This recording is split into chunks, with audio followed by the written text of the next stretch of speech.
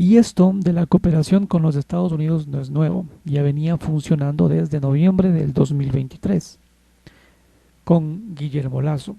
Una vez que Daniel Noboa ratificara estos acuerdos negociados por su predecesor, la cooperación militar entre Ecuador y Estados Unidos ha ido creciendo.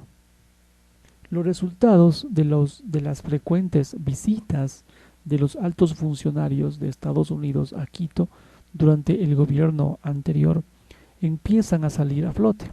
En mayo, septiembre, octubre 2023, el expresidente logró cerrar acuerdos, tres militares con Washington, tres acuerdos militares con Washington.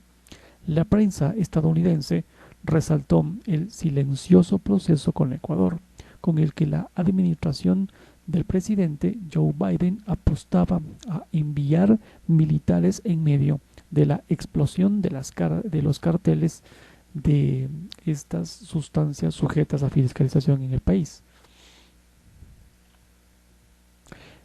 Siguiendo esta línea de cooperación, que no es nueva, previamente en septiembre del 2021 ambos países han suscrito un memorándum de entendimiento regional de intercambio de información para combatir todo esto. En julio del 2023, el Departamento de Defensa estadounidense y el ministro de Defensa, el Ministerio ecuatoriano, firmarían otro memorándum de entendimiento con una hoja bandos, ¿no? Con una hoja de ruta determinada en materia de seguridad, y la cooperación en el área ha ido creciendo. Desde la salida del, entre comillas, correísmo en el poder, el embajador Michael Fitzpatrick dijo en noviembre del 2023 que las diferentes entidades de su gobierno ya estarían desembolsando alrededor de $1 millón anual en cooperación de seguridad. El nuevo contexto político que se ha venido desarrollando, aunque la crisis de seguridad llevaría 3 años sumiendo al país en una ola de violencia, no sería hasta este 9 de enero que el presidente Daniel Noboa decretara el conflicto armado interno y lo declaró a 22 grupos delincuenciales como terroristas.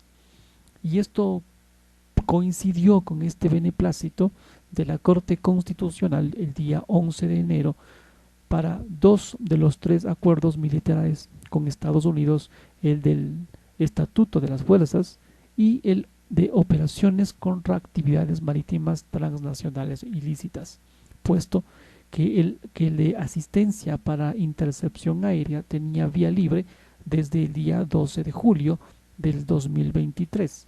Sin embargo, los documentos requerirían todavía una ratificación, la del primer mandatario, y su notificación a Estados Unidos para entrar en vigencia y que la cooperación bilateral aumente. Ahora, pero ¿esto qué implica? ¿Qué implica que cada uno de estos acuerdos, qué implica estos acuerdos? El Estatuto de las Fuerzas, número uno, este es el marco legal para el ingreso para el ingreso, la operación y el comportamiento del personal civil y militar del Departamento de Estado que se encuentre en territorio ecuatoriano. Entre otras, dispone que el personal estadounidense podrá estar temporalmente en el territorio ecuatoriano para visitas de buques, entrenamiento, ejercicios, actividades humanitarias, pero también para actividades de cooperación frente retos de seguridad compartidos. Este personal estadounidense tendría privilegios, exenciones e inmunidades equivalentes a los que tendría el personal diplomático. Se aceptarían todas las licencias profesionales y estarían autorizados a vestir sus uniformes y portar armas mientras estén en servicio. Estados Unidos mantendría el control disciplinario y la jurisdicción penal sobre su personal dentro del territorio ecuatoriano. 2. Actividades marítimas.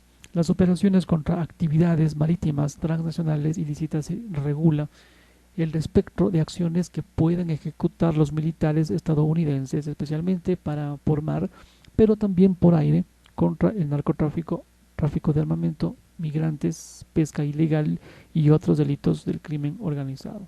Según el acuerdo, Quito y Washington deben establecer un programa de operaciones marítimas combinadas y designen a uniformados de sus fuerzas del orden para que actúen como agentes a bordo en un buque. De su contraparte, Estados Unidos no podrá realizar operaciones contra actividades marítimas ilícitas en el mar territorial del Ecuador sin la autorización del Estado ecuatoriano.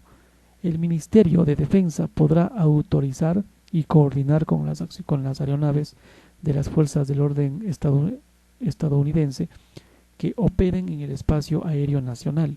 3. Intercepción aérea.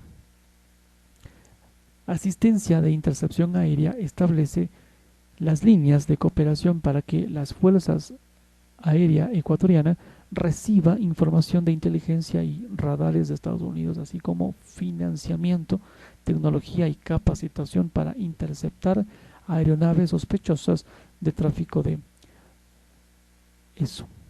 drogas. El documento establece que el gobierno del Ecuador se abstendrá de usar armas contra aeronaves civiles excepto en caso de defensa propia. También específicamente el acuerdo señala que el Estado no dañará, destruirá ni inhabilitará ninguna aeronave civil en servicio. Tampoco amenazará con hacerlo. Militares de Estados Unidos tendrán inmunidad y libre movilidad en Ecuador. Los disparos de advertencia se realizarían con municiones trazadoras que durante su trayecto dejan una estela de luz sin impactar en dicha aeronave. La Fuerza Aérea Ecuatoriana, la FAE, deberá además evitar impactar durante la intercepción a otras aeronaves cercanas, personas o propiedades en tierra.